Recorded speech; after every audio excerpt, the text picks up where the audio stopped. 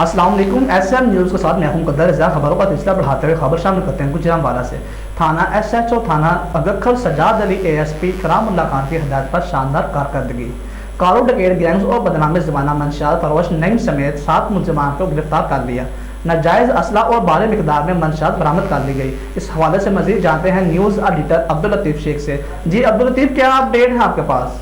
جی بالکل، A S P اکرام اللہ خان کی زیر نگرانی ایس ایچ او تھانہ گکھڑ رانا سجاد نے عملہ کے ہمراہ وزیرآباد سے گوجرانوالا منشیات اور ناجائز اسلحہ منتقل کرتے ہوئے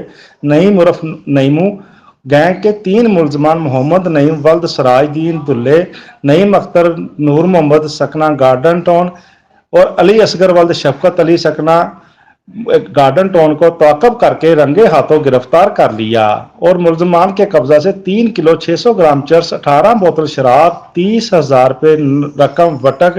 1 عدد رائفل، 223 بور ماں، 25 عدد گولیاں برآمد کر لیں، جبکہ گکھڑ اور گردنوالا میں ڈکیتی کی وارداتیں کرنے والے کھجریات عرف کالوڈکیت گینگ کو ٹریس کر کے 4 ملزمان کھجریات عرف کالو ولد محمد فیاض، دیندار وقار احمد ولد محمد افضل، راجپوت سجاد احمد ولد محمد ریاض قوم رحمانی، نعمان ساجد عرف عمر قوم بلر ساکنہ ظفر کلونی کو گرفتار کر لیا۔ ان کے قبضہ سے 2 موٹر سائیکل،